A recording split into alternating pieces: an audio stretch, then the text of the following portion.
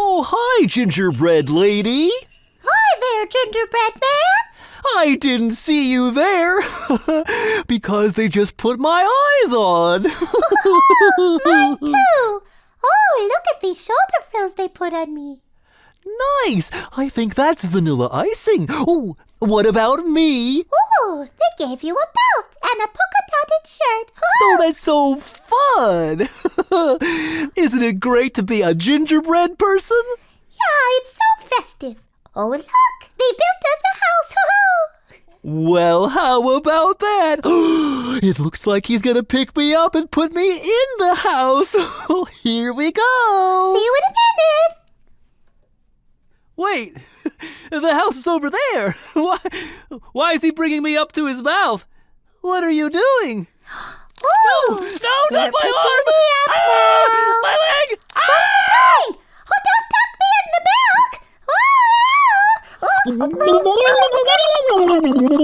milk.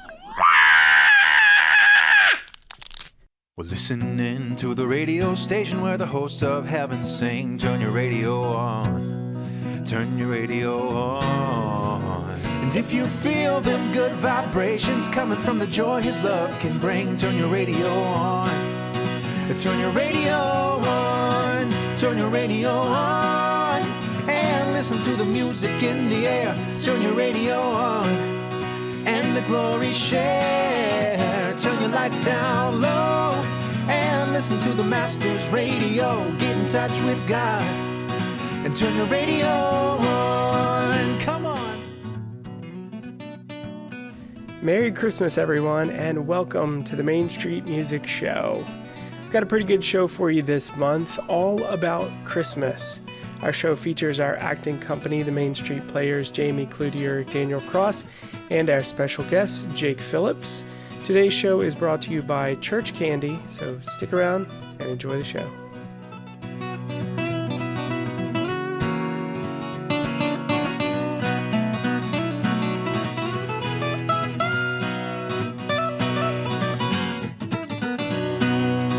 Turn your radio on and listen to the music in the air. Turn your radio on and your glory share. Turn your lights down low and listen to the Master's radio. Get in touch with God. Turn your radio on.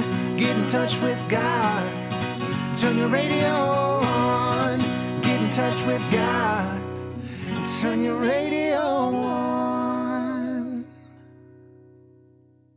Thank you for joining us on this Christmas episode of the Main Street Music Show. And we're going to do something a little bit new and reading some of your comments. Oh, cool.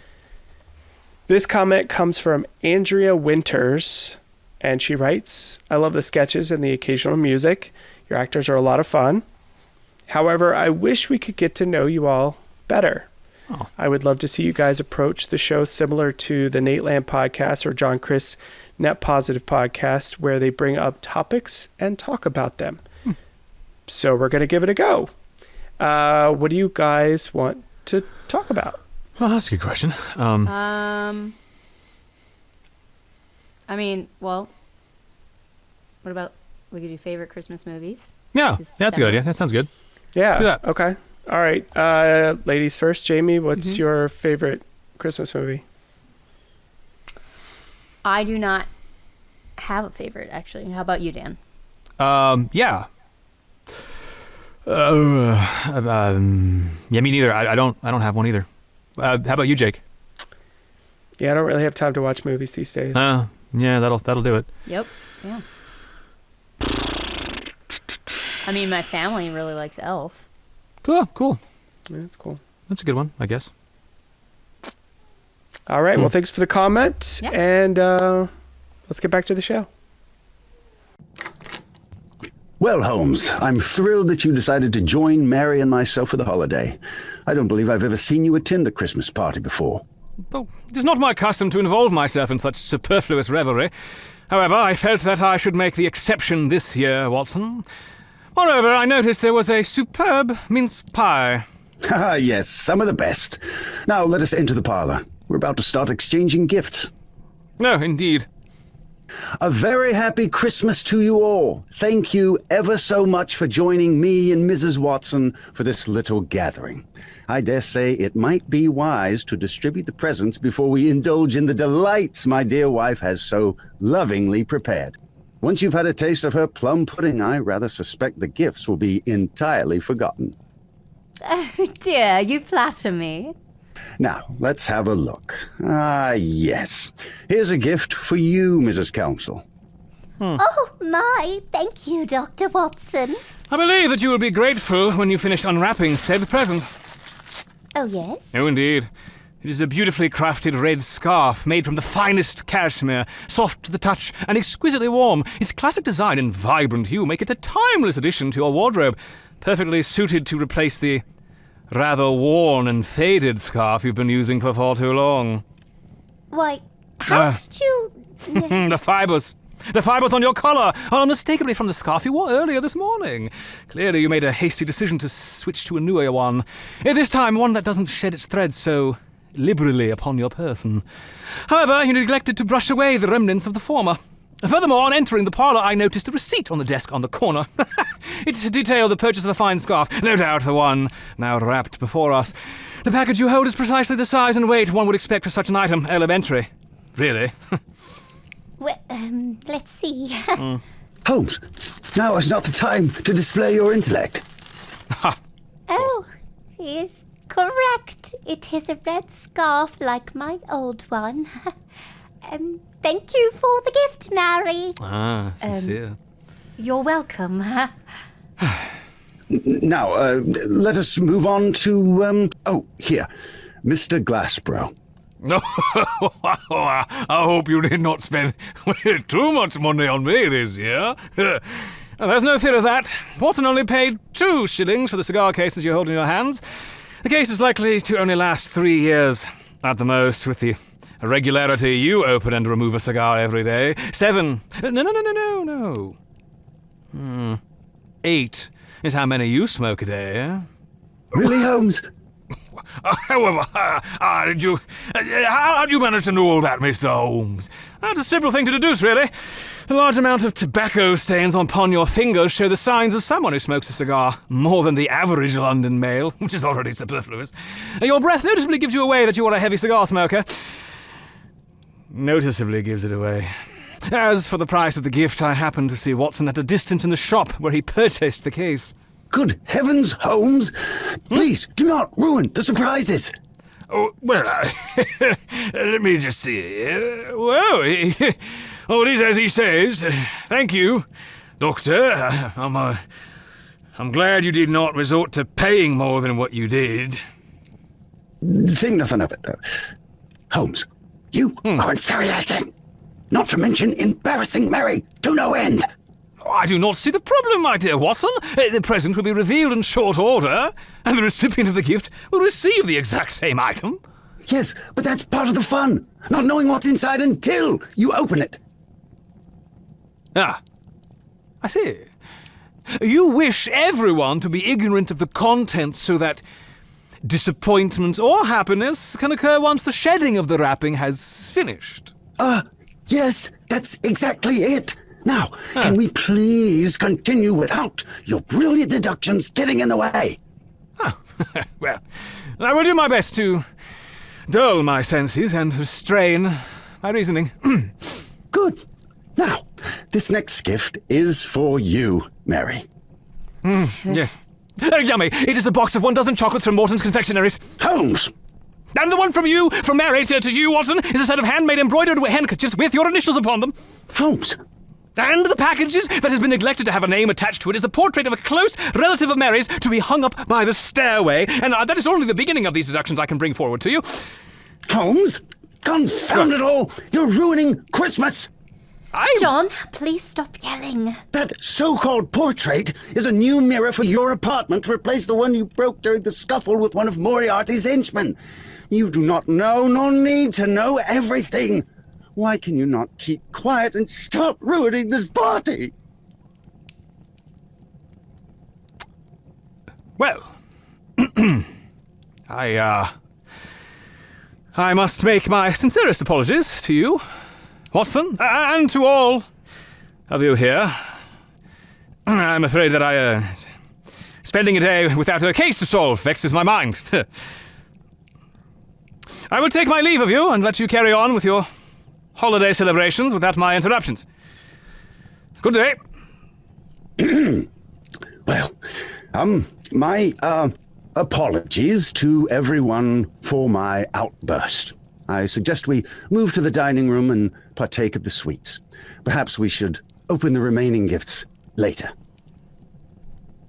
Dear, must you be so hard on your friend? He likely has never had a normal Christmas or attended a social gathering such as this. From what you've told me about him, his family life was very different than our own. I suppose you're right, Mary. I'll rush out immediately and see if I can persuade him to return. For all his faults, Holmes is a good friend, and no one should be alone on Christmas Day. Go right ahead. I'll join our guests and have everything ready when you return. Holmes? Holmes! No, Watson. What is it? Did I commit another social faux pas with my exit? It's not that. No, what is it? I want to apologize. It was I who committed the faux pas with my outburst. I hold Christmas traditions in high regard, but I value our friendship more. Can you ever forgive me? Oh, Watson, I should not expect. If you believe that you acted in an improper manner, then I can overlook said action if you will do the same for me. Of course. Now please return to my house. Come and dine with us. Oh, no, I would not want to impose and disrupt your festivities any more than I already have. Nonsense. I will do my best to ignore any comments you may make on what ingredients are in the plum pudding and where Mary acquired them. Oh. You know me very well. I was already tempted. If you insist, then... I do. Oh, very well. Let us not linger in this cold any more than is necessary, huh? This temperature is not conducive to one's health. Yes, plus there's one more special gift for you. I didn't even put it under the tree. You can keep the Burberry overcoat and Dunhill pipe. My current ones are far superior. Holmes. I did it again, didn't I?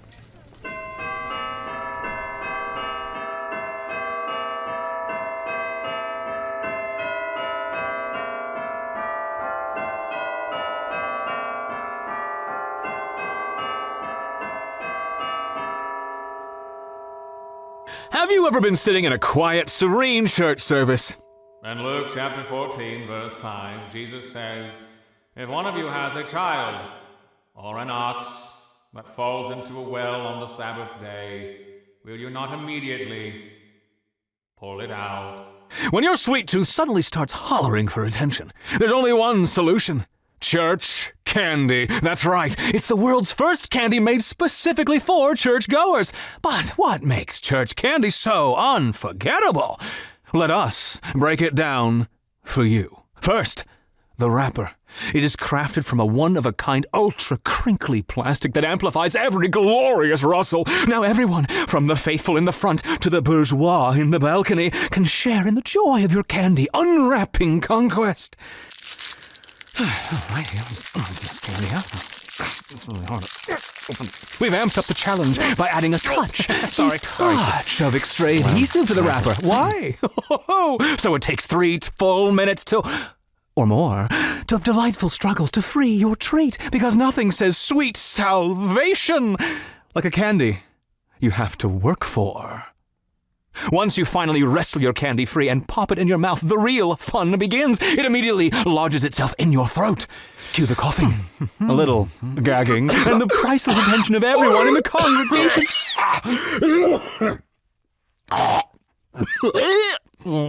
But wait, there is more, so much more. Unlike ordinary hard candies that politely dissolve, church candy demands a little extra effort. You've got to crunch it loudly, breaking it up with your teeth before you can swallow. It's the snack that turns heads and tests your dental commitment all at once. Remember, Church candy truly shines when you're sitting right up front, where every crunch, cough, and crinkle gets the full spotlight it so justly deserves. Front row munching has never been this entertaining, and if you think church candy is a blast, wait until you try our new app. Loud Bible. Packed with all your favorite Bible translations, this app has a unique feature. At the quietest, most reflective moments in the church, it springs to life, booming out random chapters of scripture at a volume you didn't even know your phone could mortally reach. For my loins are filled with a loathsome disease, and there is no soundness in my flesh. Psalm 38, verse 7, from the King James Version. But that is not all. Once the readings are done, it keeps the party going by playing a non-stop loop of your 10 most recent Instagram stories. Because nothing compliments a sermon like your brunch pics and dance challenges on full blast. So, the next time you're sitting in church and that sweet tooth starts calling, grab a handful of church candy, and hey, if you're feeling extra adventurous, why not accidentally trigger your Loud Bible app too? Double the chaos, double the fun, because worship was meant to be memorable. In 1932, two sleuths, Veronica Caputo and Frankie Bevins, were hot on a case down by the docks when they were accidentally frozen in a cryogenics experiment. They thawed out 90 years later, and now they are back on 2024's hottest cases.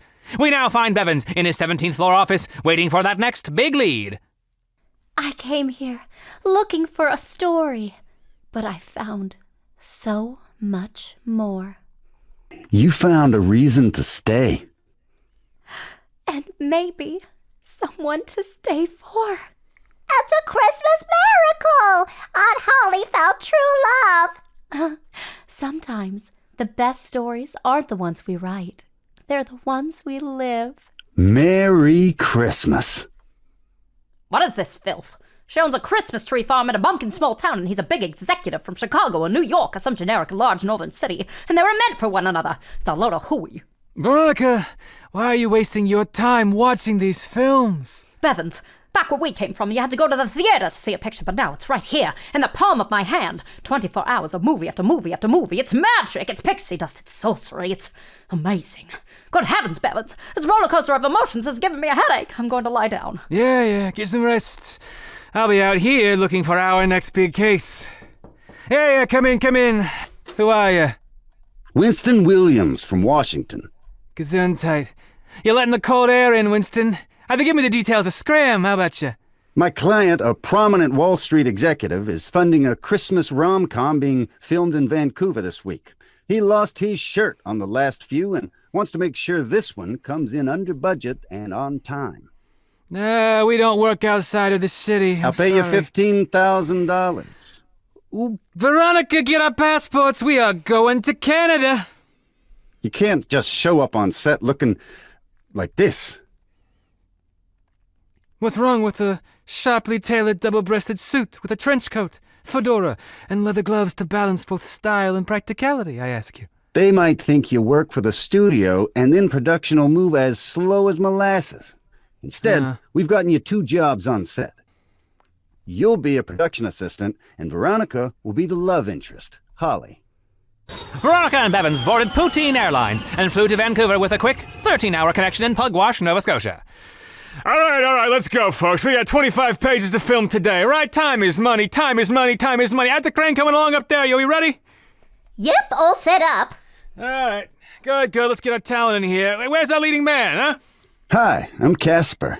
Yeah, great to meet you, Casper. I'm the assistant director. Okay, let's go. Please find your mark. Right? Yeah, good. Perfect. All right, and where's our leading lady? Anyone seen Holly? Vicky, have you seen Holly? Where's she at? Hey, buddy, stop yelling. I'm right here. Oh, no. I'm looking for the actress playing Holly. You're looking at her, Buster. Oh, okay. Well, let's get you in makeup, huh? Your makeup artist, the one with the purple hair, made me look like a buffoon, so I touched it up. Okay, fine, whatever. Let's just get you to a place, all right? Right over there, please. Thank you. Get your hands off me! Hey, sorry. Yes, right here, okay? Good. Yep, right there, Holly. This is the director. Where'd you go? Billy, right there. Hi. Wow, Mr. Personality over here. All right. Places, please, everybody. Move that light out of the way there, would you? Yeah, me? Yeah, sure. Yeah, move the lights. Further. Come on, further. Right there. All right, hold it there. All right, everybody ready? Let's go. Let's roll this thing. Roll it, lock it down, rock it down, and roll. Roll. Rolling. Holly Jolly Matchmaker, scene 73, take one. And action. Holly, you didn't mess things up. You made people believe in love again, including me. You? I didn't set you up with anyone. That's because the only person I've wanted this whole time is you. But I'm the matchmaker. I don't get my own love story. Says who? Even the matchmaker deserves a happy ending, especially at Christmas. What if I'm terrible at being in love? I don't even know where to start. We'll figure it out together. First step, admit that this is more than just another Christmas miracle. Okay, but only if you promise to stay for all the Christmases to come. Deal. Now, how about we start with a dance under this ridiculously big tree? Cut. Wrap it up. What kind of wretched filth is this? This dialogue is terrible. Who wrote this cesspool of prose? Dusty Malone? Archie Hemsworth? Archie who? There's no flair. There's no passion. There's no oomph.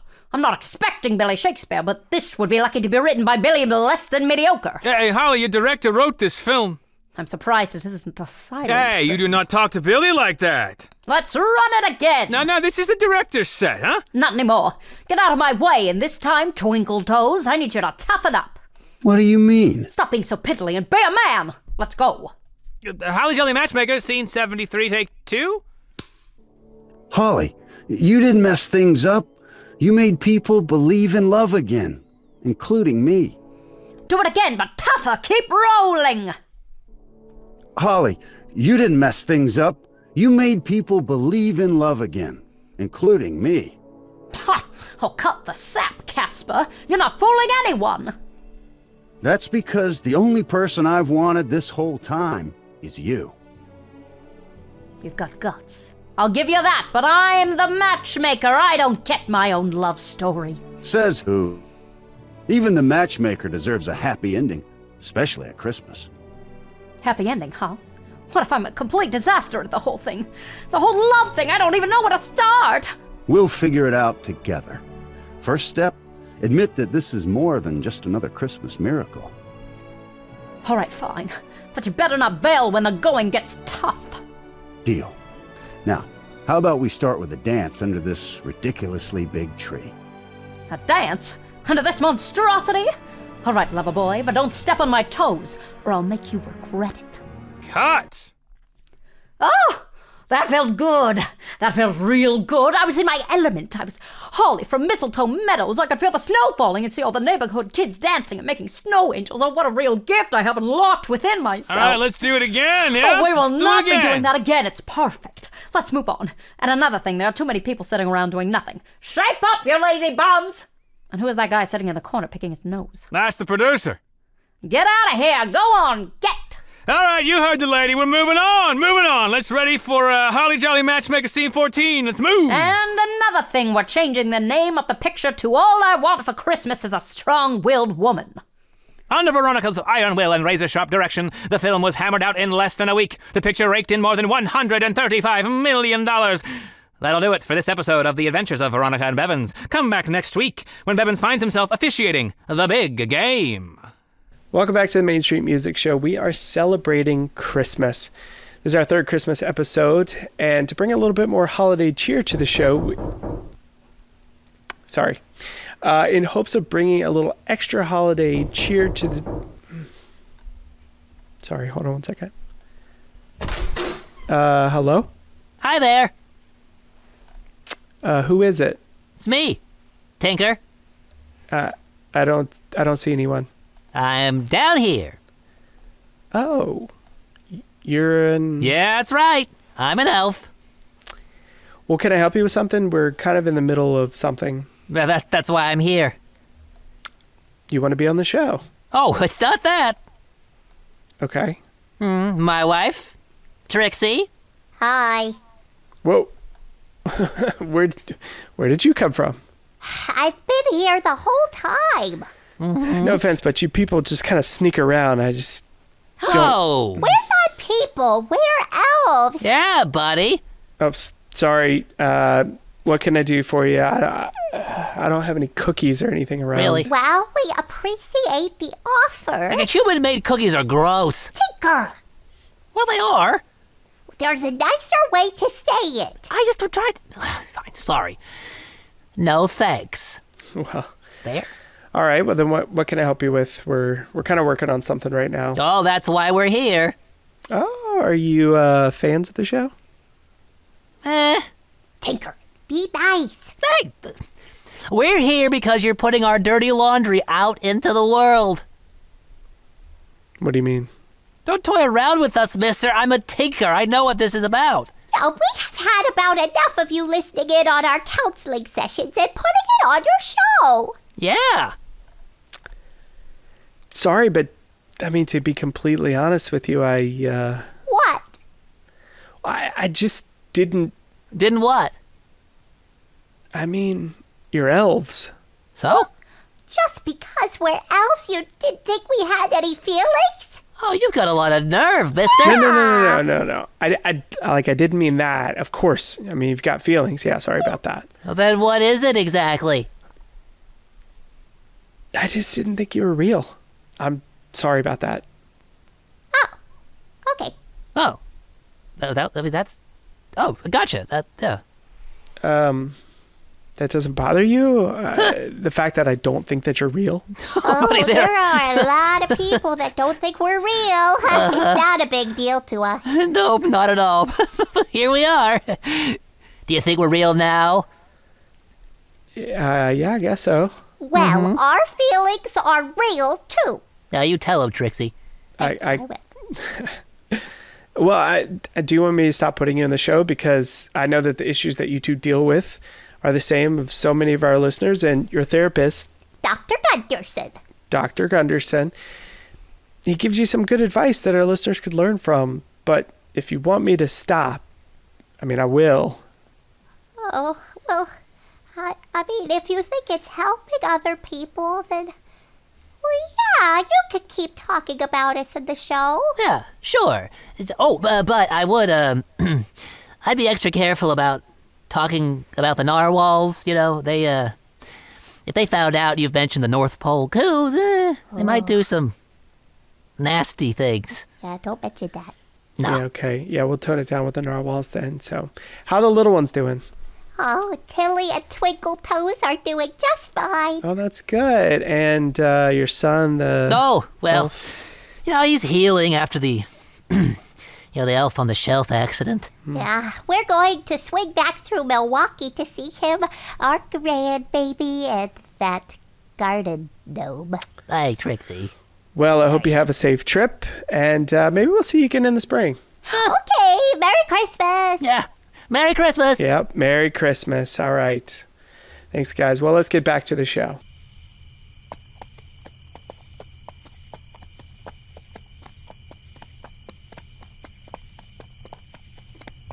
Whoa!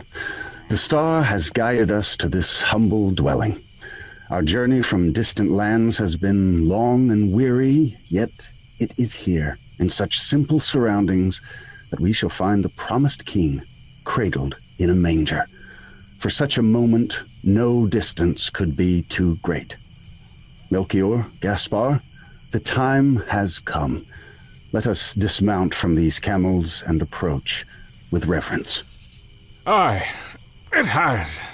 I am very sore from the journey. Let's gather our gifts. I have frankincense. Melchior? I have the gold. Good. And Gaspar, Yeah, what? your gift. Where is it? What gift? Your gift for the new king. We were doing gifts. Of course we're doing gifts. Now where is it? Wait. I was unaware that this was a gift-giving endeavor. I thought we were just popping in to say hi, then, heading back east to study more. We're meeting the creator of the universe in human form. If there was ever a time for gifts, it would be now. Oh, guys, I mean, for being so wise, we could really work on our communication skills. Did your mother not teach you etiquette? You never show up to someone's house empty-handed.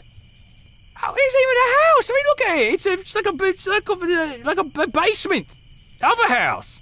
Really, Gaspar? We are the wise men. We need to start using our brains a little more. Yeah, we're considered wise men, but it's 0 AD, right? If you can read and write, you're already the top 1% of society. I throw in percentages and understanding that stuff, and wisdom isn't exactly a high bar these days. Obviously, it doesn't. Well, I'm sorry. Hey, wait, was that jab at me? I, for one, did not study non-verbal communication. You had one job, to bring the myrrh. Exactly. You got to bring gold. Melky over there got the thing, frankincense, and you gave me the myrrh. What even is myrrh? No one really needs it. And that's why we assigned it to you. We figured that if you forgot it, which you did, we could live without it. And here we are. So, go on back, pick up the myrrh, and we'll wait here until you get back. You'll wait? Yes, we'll be right outside when you return. Now, that could take anywhere from 2 weeks to 2 years. It's a long way back to the east.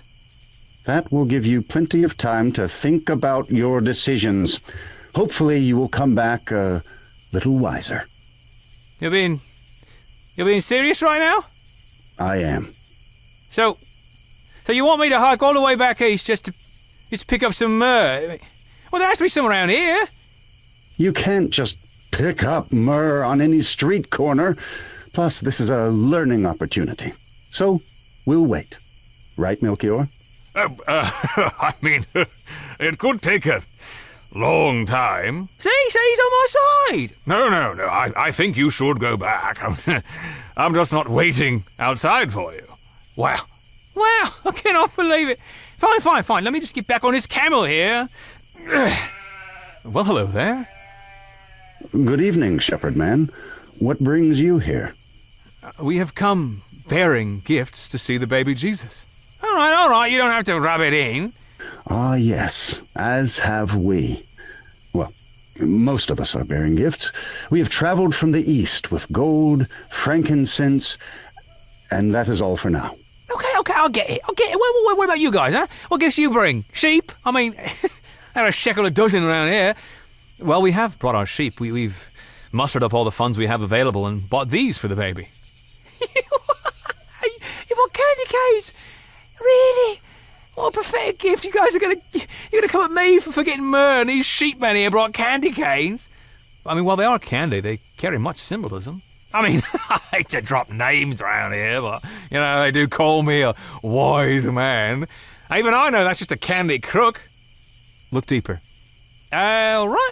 Deep. It's red and white, and this is dumb. Come on, guys. Take a look at this candy cane here. Ever notice how it's shaped like a shepherd's staff? It's a reminder of the Good Shepherd, the one who watches over all of us. The white shows his purity, how he lived without sin, and the red, well, that's for the blood he gave for us. See the stripes? They tell of his suffering, the wounds he bore for our sake. Even the peppermint's got meaning. It's like the hyssop we use in cleansing, a symbol of purification. It's not just a sweet treat. It tells his story in its own way. Any other questions? Wise man? Wow. I am getting blasted by a shepherd. No, I'm good. I guess I'm going to go head on back east to pick up some things, and I'll be right back here in a couple of weeks or years, or who knows what. Wait, what? It's not about any gifts that you can bring. This is about so much more. What you mean? This is about him.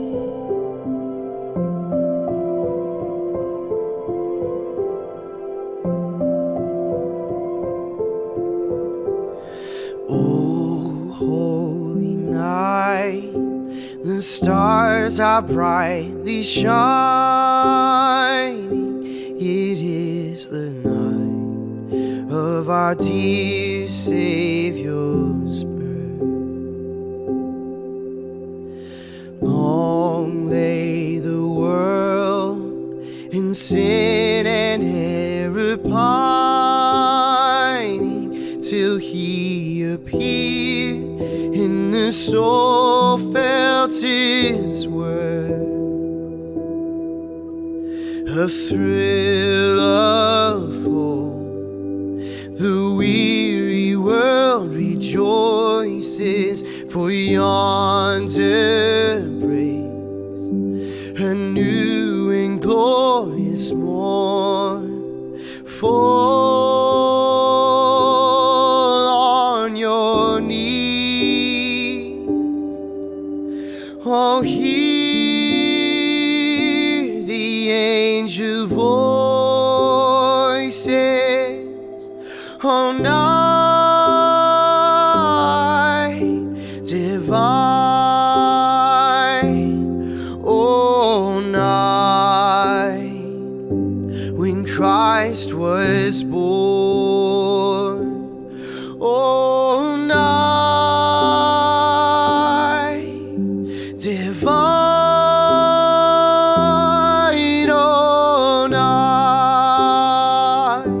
oh, night divine.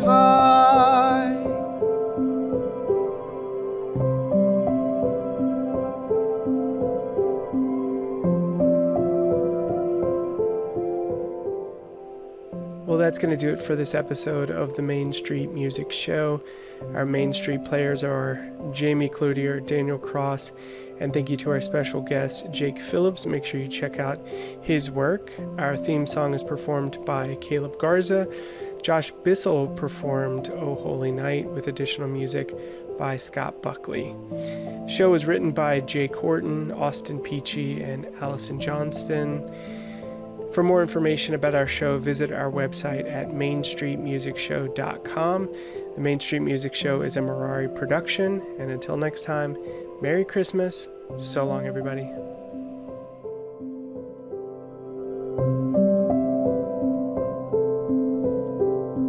Truly, he taught us to love one another. His law is love, and his gospel is peace. Chains shall he break, for the slave is our brother, and in his name all oppression shall cease. Sweet hymns of joy and grateful chorus raise we, let all within us praise his holy name. Christ is the Lord. Oh, praise his name forever. His power and glory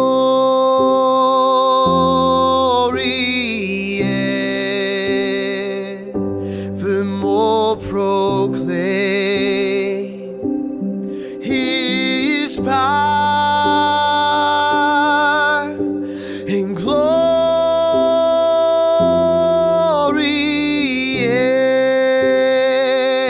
evermore proclaim. Fall on your knees, oh, hear the angel voices, oh, night divine, oh, night when Christ was